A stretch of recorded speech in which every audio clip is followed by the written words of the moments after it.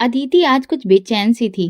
Classroom में बैठे हुए वो लेक्चर सुन रही थी, लेकिन उसका मन किसी टेंशन में उलझा हुआ था। चालान का फॉर्म उसके लिए बहुत बड़ी मुसीबत बन चुका था, जो उसके सिर से हट ही नहीं रहा था। सुबह से ही उसे ये चिंता खाए जा रही थी कि अभी तक उसका चालान फॉर्म क्यों नहीं आया है, जबकि कल उसकी आखिरी तारीख थी। उसने कई बार क्लर्क ऑफिस से पता करने की कोशिश की थी, लेकिन कोई भी फायदा नहीं हुआ था। अजीत सर व्हाइट बोर्ड पर कुछ लिख रहे थे, लेकिन अदिति उनकी तरफ खास ध्यान नहीं दे रही थी, बल्कि वो तो अपनी मुश्किल में ही उलझी थी। उसने गहरी सांस ली और अपनी सहेली पायल की तरफ झुककर धीरे से कहा, अरे यार, ये लेक्चर कब खत्म होगा? क्यों, क्या बात है? पायल ने फिक्र करते हुए उससे पूछा तो अदिति बोली, मेरा चालान फॉर्म अभी तक नहीं आया और कल आखिरी डेट है। अगर आज फॉर्म जमा नहीं हुआ तो बहुत बड़ी मुसीबत हो जाएगी। मुझे आज क्लर्क ऑफिस जाना ही पड़ेगा। तुम मेरे साथ चलोगी? पायल ने सिर हिलाते हुए कहा, नहीं यार, अगला पीरियड बहुत जरूरी है और आज लाइब्रेरी से मुझे किताब भी इशू करवानी है। अदिति थोड़ा मायूस होकर बोली, ठीक है, फिर छुट्टी के बाद मिलते हैं। अगर मैं देर से आई तो प्लीज वैन में मेरी सीट रिजर्व कर लेना। पायल मुस्कुराते हुए जवाब दिया, हाँ हाँ, तुम चिंता मत करो, मैं तुम्हारी सीट पर कब्जा रखूंगी। लेक्चर खत्म होने के बाद अदिति ने तुरंत अपनी किताबें बैग में डाली और सर से इजाजत लेकर क्लासरूम में से बाहर निकल आई। उसे जल्दी थी कि किसी तरह क्लर्क ऑफिस जाकर अपना चालान फॉर्म हासिल कर ले, ताकि कल किसी भी तरह की कोई दिक्कत ना हो। जैसे ही वो कॉलेज के हाल में पहुंची, उसे कॉलेज के गार्ड ने आवाज दी तो वो रुक गई और उसकी आंखों में आंखें डालकर गार्ड बोला, आप अदिति हैं? हाँ। आपका चालान फॉर्म जमा हुआ है? अदिति ने उसके इस तरह से देखने पर घबराते हुए इनकार में सिर हिलाते हुए कहा, जी, मैं अदिति हूँ, लेकिन मुझे फॉर्म तो मिला ही नहीं। मैं इसीलिए तो क्लर्क ऑफिस जा रही हूँ। गार्ड ने एक पल के लिए सोचा और फिर गंभीरता से कहा, आपको क्लर्क ऑफिस जाने की जरूरत नहीं है। आप मेरे साथ आइए, मैं आपकी मुश्किल हल करवा देता हूँ। अदिति ने थोड़ा चौंक कर उसकी तरफ देखा। उसे गार्ड की ये बात कुछ अजीब सी भी लगी, लेकिन उसने सोचा शायद गार्ड को क्लर्क ऑफिस से जुड़े हुए कामों के लिए भी कुछ निर्देश मिले हों, तभी तो वो इतनी पूछताछ कर रहा था। वो अपने दिल को समझाने लगी और गार्ड के साथ चल पड़ी, लेकिन वो एकदम चौंक गई जब गार्ड उसे कॉलेज के पीछे वाले हिस्से की तरफ ले जाने लगा, जहां आमतौर पर स्टूडेंट्स का ज्यादा आना जाना नहीं होता था। रास्ते में उसे कुछ अजीब सा एहसास होने लगा, लेकिन उसने अपने दिल को फिर से तसल्ली दी कि शायद वो ज्यादा ही सोच रही है। अचानक गार्ड उसे सुनसान रास्ते से ले जाकर एक जगह पर रुका और कहा, आप यहाँ पर इंतजार करें, मैं अभी आपकी मुश्किल हल करके आता हूँ। अदिति को कुछ अजीब सा लगा, लेकिन उसने कोई सवाल नहीं किया। 1 मिनट भी नहीं गुजरा था कि वो तुरंत आ गया और फिर उसे हॉल में बने एक रूम की तरफ ले जाते हुए बोला, आप ये फाइल अंदर ले जाइए। इससे पहले कि वो उससे कुछ भी पूछती, गार्ड वहां से चला गया। ये हॉल वो जगह थी जहां गाड़ियां पार्क की जाती थीं, लेकिन इस वक्त ये बिल्कुल सुनसान लग रहा था। वो बहुत ही परेशानी भरे अंदाज में अपनी उंगलियां मरोड़ते हुए सोचने लगी कि आखिर गार्ड उसे यहाँ पर छोड़कर कहाँ चला गया। थोड़ी ही देर बीती थी कि अचानक उसे हॉल की तरफ आने वाले कदमों की खटखटाहट सुनाई दी। ये कदमों की आवाज ऐसी थी जैसे 1 से 2 लोग हों। वो डर गई। जब छुट्टी का वक्त हुआ तो पायल और बाकी लड़कियां अदिति का इंतजार कर रही थीं। वैन में उसकी सीट खाली थी और पायल ने खास तौर पर ये सीट सुरक्षित कर रखी थी। कुछ लड़कियां सीट पर बैठने की कोशिश कर रही थीं, लेकिन पायल उनसे बार बार उलझ पड़ती थी। ये सीट अदिति की है, वो बस अभी आती ही होगी। लेकिन जब काफी देर गुजर गई और अदिति नहीं आई तो पायल को फिक्र होने लगी। वैन के ड्राइवर ने उससे कहा, बेटा, जाकर अदिति का पता करो, मैं यहाँ ज्यादा देर नहीं रुक सकता। तो पायल तुरंत वैन से उतरी और कॉलेज के अंदर भागी। उसने कॉलेज के कई हिस्सों में जाकर अदिति को ढूंढने की कोशिश की। हर जगह चक्कर लगाए, लाइब्रेरी, कैफेटेरिया, यहाँ तक कि कॉलेज के गार्डन में भी गई, लेकिन उसे कहीं भी अदिति नजर नहीं आई। वो क्लर्क ऑफिस भी गई और पूछा, क्या अदिति यहाँ आई थी? लेकिन किसी को कुछ भी पता नहीं था। अब उसकी परेशानी और भी ज्यादा बढ़ने लगी थी। वो बैग छोड़कर भला कहाँ जा सकती है? ये सोचते सोचते वो कॉलेज से बाहर आ गई और वैन में आकर चुपचाप से बैठ गई। थोड़ी देर के बाद वैन का ड्राइवर उसके पास आया और बोला, अदिति कहाँ है? इस सवाल पर जहां ड्राइवर पायल की तरफ देख रहा था, वहीं वैन की सारी लड़कियां भी पायल की तरफ देखने लगीं। तो वो कुछ नर्वस सी हो गई और परेशानी से बोली, अंकल, वो अंदर तो नहीं है। तो फिर वो कहाँ है? कहीं घर तो नहीं चली गई? पायल ने अपनी गोद में रखे उसके बैग की तरफ देखा और फिर इनकार में सिर हिलाते हुए बोली, अगर वो घर जाती तो अपना बैग क्लास में छोड़कर ना जाती। ये उसी का ही बैग है। तो अब ड्राइवर अंकल परेशानी से सिर पर हाथ रखकर बोले, आजकल की लड़कियां बहुत ही गैर जिम्मेदार हो गई हैं। अब मैं क्या करूं? इंतजार करूं या फिर चला जाऊं? मुझे तो कुछ भी समझ में नहीं आ रहा है। फिर इन बच्चियों के माँ बाप कहते हैं कि आप जिम्मेदारी से बच्चों की ड्यूटी पूरी नहीं करते। अब भला कौन उन्हें समझाए कि उनकी अपनी बेटियां ही इतनी ज्यादा गैर जिम्मेदार हैं। वैन ड्राइवर बहुत ज्यादा गुस्से से बोल रहा था तो पायल बहुत परेशान हो गई, क्योंकि वो बहुत अच्छे से जानती थी कि वो बिल्कुल भी गैर जिम्मेदार लड़की नहीं है, बल्कि छुट्टी होने के बाद तो वो कभी भी कॉलेज के अंदर बिना किसी जरूरी काम के रुकती ही नहीं थी, बल्कि वो सबसे पहले गेट पर खड़ी होती थी और सब लड़कियों से पहले ही वैन में सवार हो जाती थी। आखिर बिना बताए वो कहाँ जा सकती है? बार बार इस सवाल के आगे पायल का मन घबराने लगा था। अचानक वैन में बैठे लड़कियों ने शोर मचाना शुरू कर दिया, अदिति की वजह से हम लेट क्यों हो रहे हैं? हमें अपनी एकेडमी भी जाना है, पहले हमें घर छोड़ दीजिए। ड्राइवर अंकल ने पायल की तरफ देखा और बोले, अब आप देख लो बेटा, आपकी दोस्त अब तक नहीं आई है, पूरा आधा घंटा हो गया है, इससे ज्यादा मैं नहीं रुक सकता। उसके माँ बाप को बता देना। ये कहकर वो ड्राइविंग सीट पर बैठ गए और गाड़ी स्टार्ट कर दी। लड़कियां एक एक करके अपने अपने घरों के पास उतरी। पायल भी जब घर पहुंची तो बहुत परेशान थी। उसकी माँ ने उसके चेहरे की तरफ देखा और पूछा, सब ठीक तो है? क्या बात है, इतनी परेशान क्यों लग रही हो? तो पायल ने कहा, माँ प्लीज मुझे अपना मोबाइल दीजिए। उसकी मम्मी ने भारी नजरों से उसकी तरफ देखते हुए कहा, बस आते ही हाथ में मोबाइल पकड़ लिया, और कोई काम तो होता नहीं है तुम्हारा? तो वो एकदम टूटे हुए स्वर में बोली, माँ भगवान के लिए कभी तो इन बातों से बाहर निकलिए। मैं पहले ही अदिति की वजह से बहुत परेशान हूँ। मुझे मोबाइल दीजिए, मुझे उसके पापा को फोन करना है। उसकी माँ ने हैरानी से पायल की तरफ देखा। क्या हुआ अदिति को? पायल परेशान होकर बोली, यही तो मुझे पता नहीं चल पा रहा माँ, उसके साथ क्या हुआ है? भगवान जाने, ये लड़की जाने कैसे दिल घबरा देने वाली बातें कर रही है। पायल एकदम से परेशान होकर सोफे पर बैठ गई। आखिर हुआ क्या है, कुछ बताओ। जी मेरा दिल तो बहुत डूब रहा है। मैं भी 3 बेटियों की माँ हूँ। भगवान करे बस कुछ बुरा ना हुआ हो। अगर मुझे पता होता तो मैं आपको बताती ना माँ।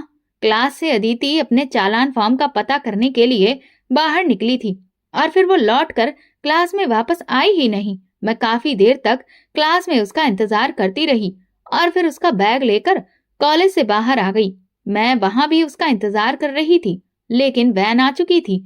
ड्राइवर अंकल बहुत ही वक्त के पाबंद इंसान हैं। वो तकरीबन आधा घंटा वैन रोके रहे। इतना कौन रुकता है? ये तो उनकी मेहरबानी थी कि वो रुके। अब मैं फोन करके उसके घर पता करना चाहती हूँ कि अदिति कहीं घर तो नहीं आ गई। ये तुम कैसी बातें कर रही हो पायल?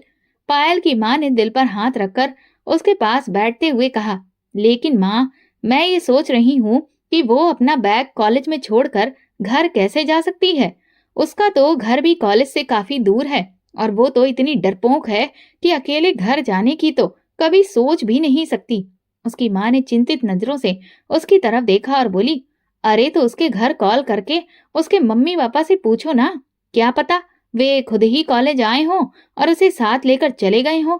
पायल ने सिर हिलाते हुए कहा, अगर उसके घर से भी कोई आता तो वो अपना बैग छोड़कर क्यों जाती? दोनों माँ बेटी की नजरें अदिति के बैग की तरफ गईं और उनके चेहरे की परेशानी और बढ़ गई। अच्छा, तुम उसके घर कॉल तो करो, कुछ तो पता चले कि मामला क्या है। पायल ने फौरन मोबाइल उठाया। जैसे ही उसने फोन निकाला तभी स्क्रीन पर अदिति के घर का नंबर चमकने लगा। पायल ने घबराकर अपनी माँ की तरफ देखा और कांपते हाथों से कॉल रिसीव की। दूसरी तरफ अदिति के पापा थे। पायल, क्या अदिति घर आ गई है? पायल ने हकलाते हुए कहा, जी अंकल, मैं तो अभी अभी घर पहुंची हूँ। तो क्या अदिति तुम्हारे साथ है? पायल ने झट से कहा। नहीं अंकल, वो तो मेरे साथ नहीं है। फिर वो अब तक घर क्यों नहीं पहुंची? क्या वो तुम्हारे साथ वैन में नहीं आई? पायल ने हड़बड़ाते हुए कहा। नहीं अंकल, मैं तो खुद वैन में आई हूँ, बस अदिति वैन में नहीं थी। अगर तुम वैन में आई हो बेटा, तो फिर अदिति कहाँ रह गई? वो अब तक क्यों नहीं आई? पायल ने धीरे से कहा। अंकल, अदिति का कुछ पता नहीं है, उसका बैग तो मेरे पास है। अदिति के पापा घबराकर बोले। क्या मतलब बेटा? अदिति का बैग तुम्हारे पास कैसे है? वो खुद कहाँ है? पायल घबराते हुए बोली। अंकल, यही तो मुझे भी नहीं पता कि वो कहाँ है। वो क्लास के दौरान अपना चालान फॉर्म पता करने के लिए गई थी, फिर लौटकर क्लास में वापस आई ही नहीं। मैं काफी देर तक उसका इंतजार करती रही, बल्कि वैन ड्राइवर भी उसकी वजह से आधे घंटे तक कॉलेज के पास ही रुके रहे। ये सुनकर अदिति के पापा बहुत परेशान हो गए। क्या उसने कहीं जाने की बात की थी? पायल ने इनकार में सिर हिलाते हुए कहा। नहीं अंकल, ऐसी तो कोई बात नहीं थी। हम दोनों हमेशा साथ साथ आते जाते थे। अगर उसे कहीं जाना होता तो वो मुझे जरूर बताती। बस आज ही मैं उसके साथ नहीं गई, क्योंकि मुझे अपनी बुक इशू करवानी थी। तुमने अपने कॉलेज के गार्ड से नहीं पूछा कि उसने अदिति को बाहर निकलते हुए देखा था या नहीं? अंकल, इसका तो मुझे ख्याल ही नहीं आया। वैसे भी हमारे कॉलेज में बहुत सख्ती होती है। छुट्टी से पहले किसी भी लड़की को गेट से बाहर जाने की इजाजत नहीं होती। तो फिर वो कहाँ गई? क्या कॉलेज के अंदर उसे कोई भूत उठा ले गया? अब अदिति के पापा के लहजे में हल्का गुस्सा झलकने लगा था। क्या इस वक्त कॉलेज का स्टाफ वहां पर मौजूद होगा? वहां फोन किया जा सकता है? पायल ने धीरे से कहा। अंकल, मैं कुछ नहीं कह सकती, आप खुद फोन करके पता कर लीजिए। मेरे ख्याल से फोन करने से ये मामला हल नहीं होगा। मुझे खुद कॉलेज जाना पड़ेगा। क्या अदिति का बैग तुम्हारे पास है बेटा? जी अंकल, उसका बैग मेरे पास ही है। बेटा, उसका बैग चेक करो, खास तौर पर उसकी डायरी देखो, उसने कोई नोट वगैरह तो नहीं लिखा? ये सुनते ही पायल के दिल की धड़कनें तेज हो गई थीं। पायल ने सारी तसल्ली करने के बाद अदिति के पिता को बताया कि ऐसा कुछ भी नहीं लिखा हुआ है। तब तक उनके पिता ने कहा, ठीक है, मैं अभी कॉलेज जाता हूँ, वापसी पर आपके घर चक्कर लगा लूंगा। उन्होंने तुरंत फोन बंद कर दिया तो पायल रोने लगी। कॉलेज का रास्ता ज्यादा दूर नहीं था, लेकिन अदिति के माता पिता के लिए ये पल किसी परीक्षा से कम नहीं था। वे गाड़ी में बैठे एक दूसरे से बात तो कर रहे थे, लेकिन उनके मन में बार बार यही सवाल उठ रहा था कि अदिति कहाँ हो सकती है?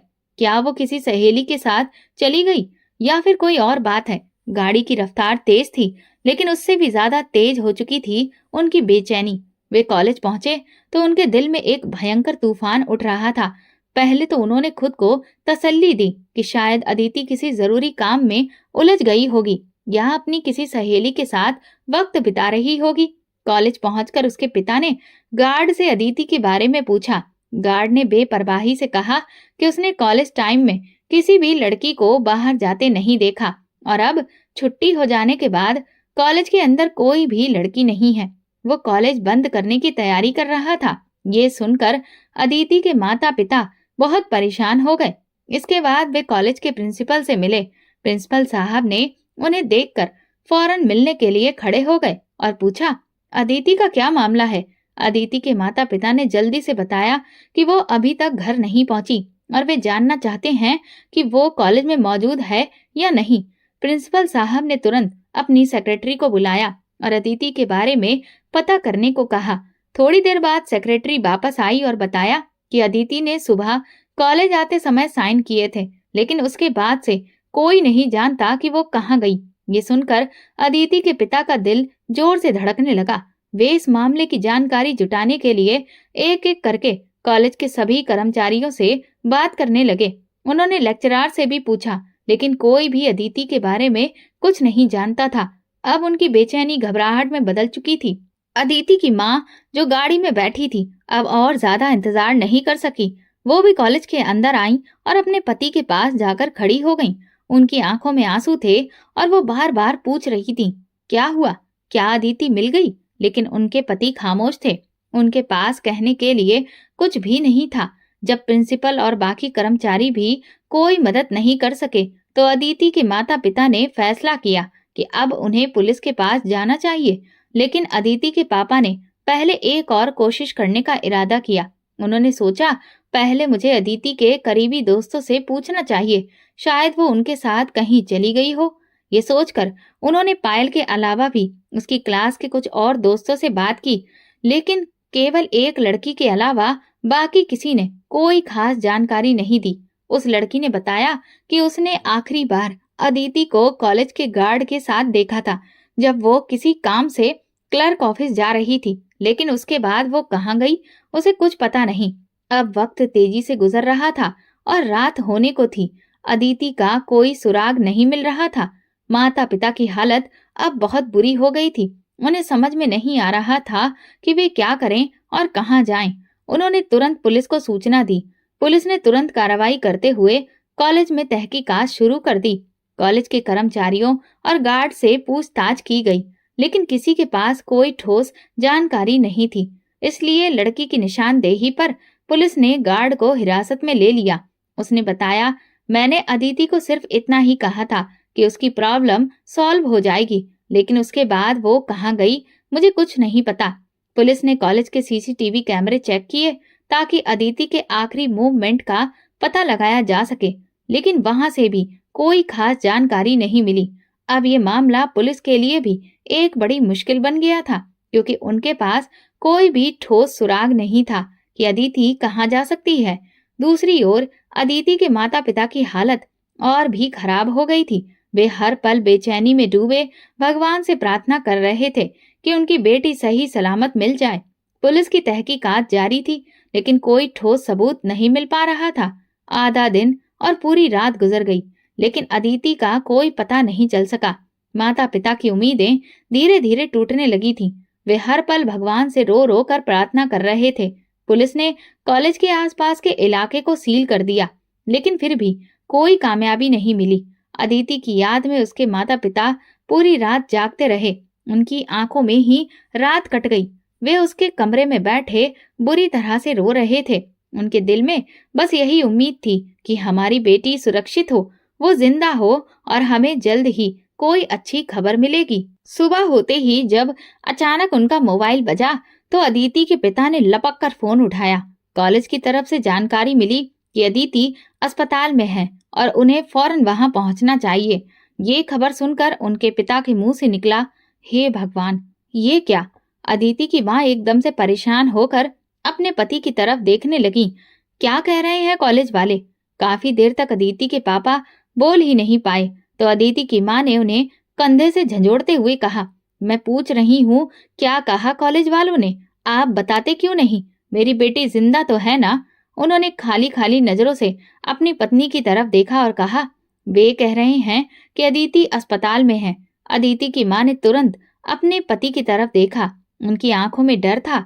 अस्पताल? अदिति? वो वहां कैसे पहुंची? उन्होंने कांपती आवाज में पूछा।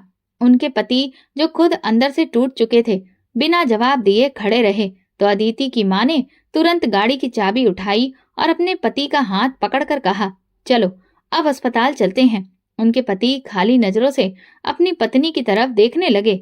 अदिति की माँ चौंक कर बोली, आखिर आप किस बात का इंतजार कर रहे हैं?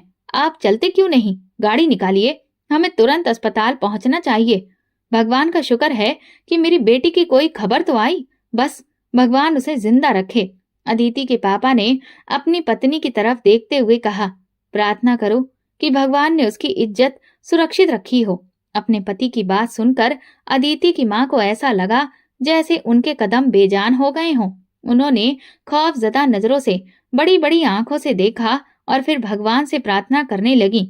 अपनी बेटी की सलामती की दुआ मांगने लगी। वो दोनों जब गाड़ी में बैठे तो उन्हें लगा जैसे उनके पास बोलने के लिए कुछ भी नहीं है। बस एक ही सवाल उन दोनों के मन में बार बार आ रहा था, आखिर हमारी बेटी कॉलेज से अस्पताल कैसे पहुंची?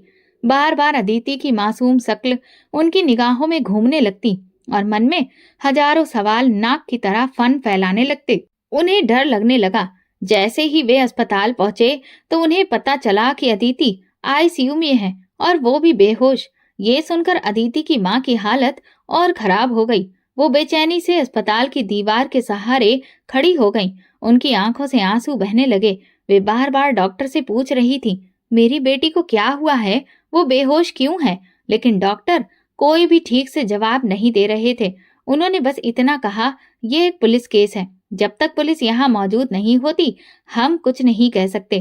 कॉलेज की तरफ से प्रिंसिपल की सेक्रेटरी भी अस्पताल में मौजूद थी। अदिति के पिता, जो अपनी बेटी की हालत जानने के लिए बेताब थे, तुरंत सेक्रेटरी के पास गए और पूछा, आपको अदिति कैसे और कहाँ मिली? सेक्रेटरी ने थोड़ी हिचकिचाहट के साथ जवाब दिया, अदिति कॉलेज के अंदर ही थी, एक कमरे में बंद मिली। ये सुनते ही अदिति की मां को सदमा सा लग गया, जबकि उनके पति का चेहरा गुस्से से लाल हो गया। कॉलेज के अंदर एक कमरे में बंद, वो वहां कैसे पहुंच सकती है? उन्होंने जोर से कहा। सेक्रेटरी ने घबराते हुए कहा, हमें खुद भी समझ में नहीं आ रहा कि वो उस कमरे में कैसे बंद हो गई। जब हमने दरवाजा खोला तो वो बेहोश पड़ी थी। अदिति के पिता की परेशानी से पसीना आ गया और उनके दिल में एक भयंकर डर जन्म लेने लगा। उन्हें लग रहा था कि कुछ ना कुछ जरूर गलत हुआ है। उनका दिल कह रहा था कि मामला सिर्फ एक कमरे में बंद होने तक का नहीं हो सकता। लेकिन अब मुसीबत ये थी कि अदिति बेहोश थी और सारी सच्चाई जानने का कोई दूसरा रास्ता नहीं था जब तक वो खुद होश में आकर ना बताए। इस दौरान अदिति के पापा ने डॉक्टर से बार बार पूछा, मेरी बेटी की हालत कैसी है? उसे होश कब आएगा? डॉक्टर ने तसल्ली देते हुए कहा, उसकी हालत बेहतर हो रही है, लेकिन पुलिस की गैर मौजूदगी में हम कुछ नहीं बता सकते। ये सुनकर उनका सब्र टूटने लगा। उन्होंने गुस्से में कहा, मेरी बेटी न जाने किस हाल में है, आप उसका इलाज तो शुरू करें। डॉक्टर ने उन्हें समझाने की कोशिश की। बुनियादी इलाज दे दिया गया है, बाकी पुलिस की मौजूदगी में आगे की जांच होगी, क्योंकि ये एक गंभीर केस है। इसी दौरान पुलिस अस्पताल पहुंच गई। पुलिस अफसर तुरंत अदिति से बयान लेना चाहते थे ताकि मालूम हो सके कि असल में हुआ क्या था, लेकिन डॉक्टर ने उन्हें अंदर जाने से रोक दिया और कहा, अभी अदिति बेहोश है, उसके होश में आने का इंतजार करना होगा। तब तक आप माँ बाप से जरूरी कानूनी दस्तखत करवा लीजिए। इसके बाद डॉक्टर दोबारा आईसीयू में चले गए। कुछ देर बाद डॉक्टर जब वापस आए तो उनके चेहरों पर भयंकर मायूसी थी। उनका चेहरा देखकर अदिति की मां की आंखें आंसुओं से भर गईं और उनका दिल जोर से कांपने लगा। डॉक्टर ने धीरे से उनके करीब आकर कहा, हमें अफसोस है, आपकी बेटी के साथ गलत हुआ है। ये सुनते ही अदिति के माँ बाप के लिए जैसे जमीन आसमान एक हो गया। उनके सिर पर जैसे कयामत टूट पड़ी। अदिति की माँ का दिल बैठ गया। वो जमीन पर गिर पड़ी और बेजार होकर रोने लगी। उनके आंसू थमने का नाम नहीं ले रहे थे। अदिति के पापा, जो खुद भी टूट चुके थे, उन्होंने अपनी पत्नी को संभालने की कोशिश की, लेकिन वो खुद भी अंदर से बिखर चुके थे। उनकी आंखों में गुस्सा, दुख और बेबसी के जज्बात एक साथ उमड़ रहे थे। पुलिस ने तुरंत तेजी से कार्रवाई शुरू कर दी। कॉलेज के सभी स्टाफ से दोबारा पूछताछ की गई। कॉलेज के गार्ड्स और बाकी कर्मचारियों से भी सवाल किए गए, लेकिन कोई ठोस जवाब नहीं मिला। ये बात तो साबित हो गई थी कि अदिति कॉलेज के अंदर ही हादसे का शिकार हुई थी। पुलिस ने कॉलेज की सीसीटीवी फुटेज भी दोबारा चेक की, लेकिन कुछ खास नहीं मिला, क्योंकि जिस कमरे से अदिति मिली थी उसके बाहर लगे कैमरे भी ठीक से काम नहीं कर रहे थे। पुलिस को इस बात पर पूरा यकीन था कि या तो कैमरे खुद खराब किए गए हैं या फिर वे पहले से ही खराब थे। हालांकि कॉलेज में लगे हुए बाकी के कैमरे बिल्कुल सही से काम कर रहे थे, तो फिर ये हादसा जब हुआ तो जिस कमरे में ये हुआ था उसके बाहर लगे हुए कैमरे ने ही काम करना क्यों छोड़ दिया? ये बहुत बड़ा सवाल था, लेकिन पुलिस के हाथ कोई भी ठोस सबूत नहीं आ रहा था। अब वे अदिति के होश में आने का इंतजार करने लगे, क्योंकि इस मामले में उन्हें कोई और विकल्प नजर नहीं आ रहा था। कई घंटे बाद अदिति को होश आ गया, लेकिन वो हद से ज्यादा सदमे की हालत में थी। डॉक्टर ने जैसे ही इस बात की जानकारी दी, उसके माता पिता तुरंत उसके कमरे में पहुंच गए, लेकिन उसकी हालत देखकर वे कुछ भी पूछने की हिम्मत नहीं कर पा रहे थे और बस स्तब्ध खड़े थे। अदिति ने अपनी माँ की आवाज सुनकर बहुत ही मुश्किल से आंखें खोली।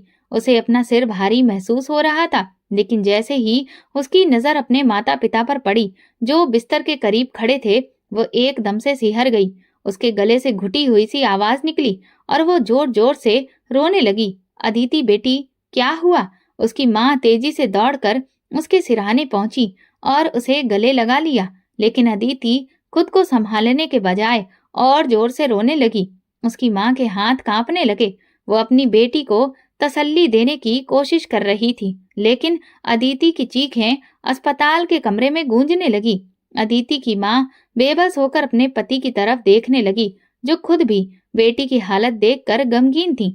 बेटा कुछ बोलो, हमें बताओ क्या हुआ? उसके पिता ने धीरे से उसके कंधे पर हाथ रखा, लेकिन अदिति की आवाज जैसे गुम हो गई थी। उसके हिसाब से सिर में तेज दर्द हो रहा था और उसका दिमाग सुन्न पड़ चुका था। फिर वो अचानक लगातार चीखने लगी। डॉक्टर उसे काबू में करने लगे और उन्होंने माता पिता को पीछे हटने का इशारा किया। अदिति के रोते हुए चेहरे पर दर्द साफ झलक रहा था। वो कुछ कहना चाहती थी, लेकिन शब्द जैसे उसके गले में फंस गए थे।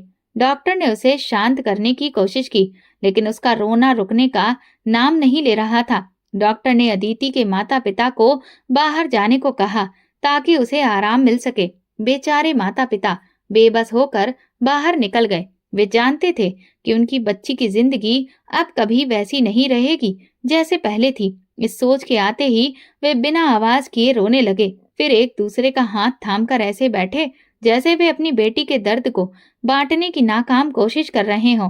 कुछ देर बाद पुलिस के अफसर अस्पताल पहुंच गए। उनके चेहरे पर गंभीरता थी और वे जल्दी से अदिति का बयान लेना चाहते थे ताकि केस की तहकीकात शुरू की जा सके। डॉक्टर ने पुलिस को बताया कि अदिति की हालत अभी ऐसी नहीं है कि वो बयान दे सके और उन्हें कुछ वक्त इंतजार करना होगा। पुलिस भारी कदमों के साथ वेटिंग रूम में जाकर बैठ गई। उन्हें पता था कि ये मामला बहुत गहराई तक जुड़ा हुआ है और एक पल की भी देरी के कई सवाल खड़े कर सकती है। उनके दिमाग में हर पल बस एक ही बात घूम रही थी, किसी भी तरह अपराधी को पकड़ना और इंसाफ दिलाना। इसी दौरान अस्पताल के कोने में खड़े एक शख्स ने अपने मोबाइल से ये सारा मामला सोशल मीडिया पर सनसनीखेज खबर के साथ डाल दिया। देखते ही देखते ये खबर तेजी से वायरल हो गई। जैसे ही ये खबर बाहर निकली, पूरे शहर में शोर मच गया। सोशल मीडिया पर लोग अपनी अपनी राय देने लगे। कुछ अदिति के लिए हमदर्दी जता रहे थे, तो कुछ उसके चरित्र पर उंगलियां उठा रहे थे। अदिति के माता पिता जो ये सब दबाना चाहते थे ताकि उनकी बेटी का भविष्य खराब ना हो, इस खबर को देखकर टूट गए। उनके पैरों तले से जमीन खिसक गई थी। अदिति की माँ का दिल सूखे पत्ते की तरह तड़प उठा। वो अपने पति से लिपटकर रोने लगी। वो चाहती थी कि ये सब बस एक बुरा सपना हो। जब वो जागे तो सब कुछ पहले जैसा हो जाए, लेकिन सच्चाई भयानक रूप में उनके सामने खड़ी थी। अदिति के पिता के चेहरे पर तकलीफ और बेबसी साफ झलक रही थी। वे जानते थे कि अब उनका परिवार लोगों की नजरों में आ गया है और अब वे कभी भी इज्जत के साथ जिंदगी नहीं गुजार पाएंगे। लोग उनकी बेटी को हमेशा इस हादसे के साथ याद रखेंगे। ये सोचकर वे अपने आंसू काबू करने की कोशिश करने लगे, लेकिन फिर फूट फूट कर रो पड़े। अदिति अस्पताल के बिस्तर पर लेटी तड़प रही थी। डॉक्टर ने उसे एक इंजेक्शन दिया, जिससे वो बेहोशी की हालत में चली गई। सुबह के तड़के जब अस्पताल के शांत कमरे में हल्की रोशनी फैली, अदिति को होश आया। मशीनों की धीमी आवाज और अपने माता पिता की मौजूदगी ने उसे कुछ देर के लिए संभलने का मौका दिया।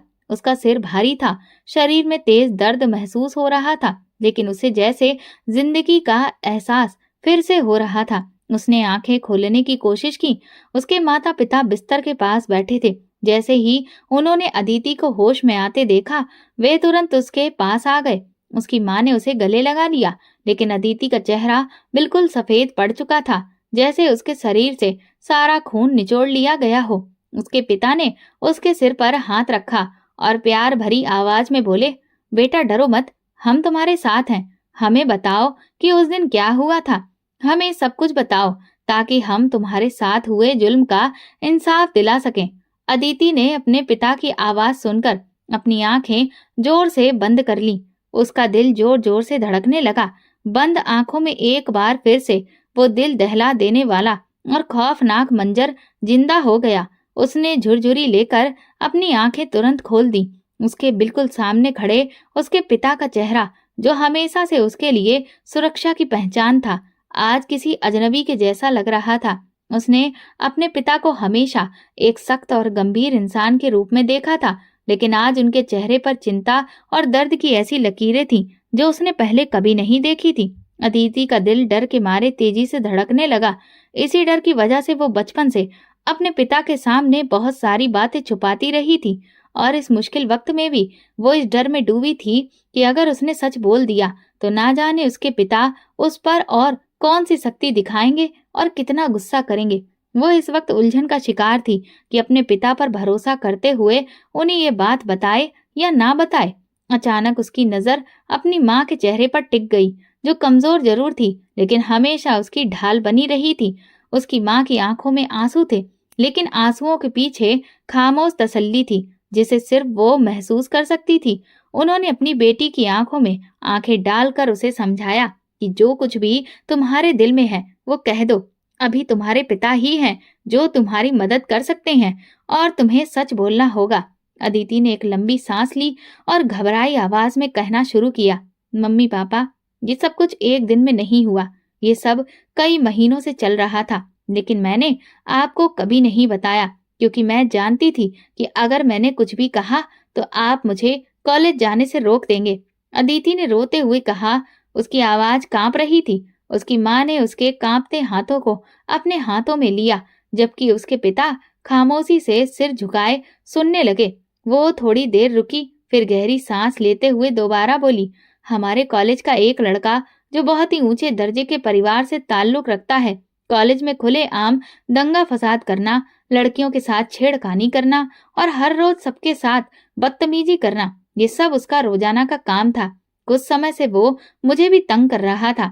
उसने कई बार मेरा रास्ता रोका, मुझे छेड़ा। मैंने कई बार ये बात कॉलेज के कर्मचारियों को भी बताई, लेकिन जाहिर है इतने अमीर बाप के बेटे को लगाम डालना उनके बस की बात नहीं थी, इसलिए मुझे चुप रहने को कहा गया। जब उसने देखा कि मैं किसी भी तरह से उसके झांसे में नहीं आ रही, तो उसने मुझे दोस्ती की पेशकश की, जो मैंने ठुकरा दी। मैंने उसे कहा कि मैं यहाँ पर पढ़ने के लिए आती हूँ, दोस्ती करने के लिए नहीं। मेरे दो टूक जवाब के बावजूद वो पीछे नहीं हटा और मुझे पहले से भी ज्यादा परेशान करने लगा। मैं हर रोज हर पल डर में डूबी रहती थी। अदिति ने कहा। उसके पिता के चेहरे पर सख्ती आ गई, उनके माथे पर शिकने गहरी हो गईं और उनकी मुट्ठियां भिज गईं, लेकिन वो चुपचाप सुन रहे थे। अदिति ने बात जारी रखी, मैंने कई बार सोचा कि मैं आप सबको बता दूं, लेकिन मुझे हमेशा डर था कि आप तो उल्टा मुझे कॉलेज जाने से रोक देंगे। फिर भी मैं अपनी पढ़ाई जारी रखना चाहती थी, मुझे कॉलेज नहीं छोड़ना था। मैंने सोचा कि शायद ये सब ठीक हो जाएगा, लेकिन वो लड़का दिन ब दिन मेरी जिंदगी मुश्किल करता जा रहा था। बात करते हुए अदिति की आंखों में आंसू तैरने लगे। उसने एक पल के लिए खामोशी ओढ़ ली, लेकिन उसकी माँ ने उसके हाथ पर हाथ रखकर उसे हौसला दिया तो अदिति ने दोबारा बोलना शुरू किया। फिर एक दिन जब मैं क्लास में जा रही थी, उसने मेरा रास्ता रोका और मुझे अपने साथ कैंटीन चलने को कहा, तो मैंने सख्ती से इनकार कर दिया। लेकिन जब छुट्टी हुई और मैं अपने बस स्टॉप के पास खड़ी थी, तो उसने मुझे अपनी गाड़ी में बैठने को कहा। उसकी बात सुनकर मुझे बहुत गुस्सा आया। मैं वहां से हटकर आगे जाकर खड़ी हो गई, तो वो अपनी गाड़ी से उतरा और उसने मेरा बाजू पकड़कर जबरदस्ती गाड़ी में बैठाने की कोशिश की। मैंने उसे थप्पड़ मार दिया। वो अपने गाल पर हाथ रखकर बेयकीनी और गुस्से से मेरी तरफ देखने लगा, तो मैंने उससे कहा कि अगर दोबारा तुमने मेरा हाथ पकड़ा तो मुझसे बुरा कोई नहीं होगा। उस पल मुझे उससे बिल्कुल भी कोई डर महसूस नहीं हुआ, लेकिन उसने मुझे धमकी देते हुए कहा कि वो इस थप्पड़ का बदला जरूर लेगा। उसी पल मैं डर गई। मुझे अंदाजा नहीं था कि वो आगे क्या करने वाला है।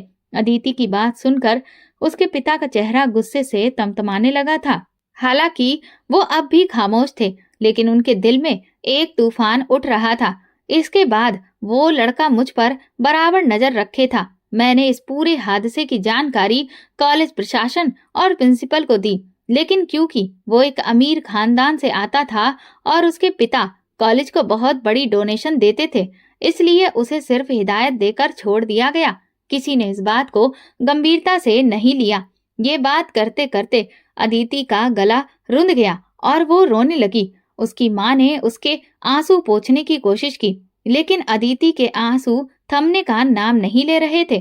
फिर एक दिन गार्ड ने मुझसे कहा कि चालान फॉर्म के बारे में बात करनी है, तो मैं उसके साथ चली गई। वो मुझे कॉलेज के एक हॉल में ले गया और एक कमरे की तरफ इशारा किया। जैसे ही मैं उस कमरे में दाखिल हुई, किसी ने बाहर से दरवाजा बंद कर दिया। अदिति का शरीर कांपने लगा। वो पल उसके लिए इतना खौफनाक था कि उसका दिल फिर से तेजी से धड़कने लगा। कमरे में वही लड़का था और फिर उसने मुझे कहीं मुंह दिखाने के काबिल नहीं छोड़ा। मैं चिल्लाना चाहती थी, भागना चाहती थी, लेकिन कुछ भी मेरे बस में नहीं था। अदिति ने रोते हुए कहा। उसकी माँ के आंसू उसके चेहरे पर बह रहे थे। वो अपनी बेटी के खौफनाक तजुर्बे को सुनकर घबरा रही थी, जबकि उसके पिता के चेहरे पर गुस्से की अजीब सी लहर दौड़ रही थी। उनकी आंखें गुस्से से लाल हो गई थीं। जब मेरी हालत ज्यादा खराब हो गई तो वो लड़का और गार्ड मुझे अस्पताल ले आए। फिर अचानक अदिति रोते हुए बोली, पापा, वे लोग बहुत पैसे वाले हैं, वे कभी भी इस बात को सामने नहीं आने देंगे। लेकिन अदिति के पिता का गुस्सा देखने लायक था। उन्होंने अदिति के सिर पर हाथ रखा और उसे यकीन दिलाने की कोशिश की। बेटा, तुम फिक्र मत करो, मैं हर हाल में तुम्हें इंसाफ दिलाकर रहूंगा। उनके इन शब्दों से अदिति को ऐसा लगा जैसे उसके जख्मी दिल पर मरहम लगा दिया गया हो। अदिति के पिता जैसे ही कानूनी कार्रवाई के लिए आगे बढ़े, कॉलेज प्रशासन और उस लड़के के अमीर पिता ने उन पर दबाव डालना शुरू कर दिया। उनका मकसद ये था कि अदिति के पिता केस वापस ले लें, ताकि कॉलेज की साख बनी रहे और लड़के का भविष्य सुरक्षित रहे। कॉलेज प्रशासन और लड़के के पिता दोनों जानते थे कि मामला मीडिया में जोर पकड़ चुका है और अगर केस अदालत तक पहुंच गया तो ये उनकी इज्जत के लिए बहुत बड़ा धब्बा होगा। एक दिन लड़के के पिता ने अदिति के पिता से मुलाकात की और बड़ी नरमी से पेशकश की, देखिए, हम इस मामले को आराम से बैठकर हल कर सकते हैं। मेरा बेटा नादानी का शिकार हुआ है और हम नहीं चाहते कि मामला ज्यादा आगे बढ़े।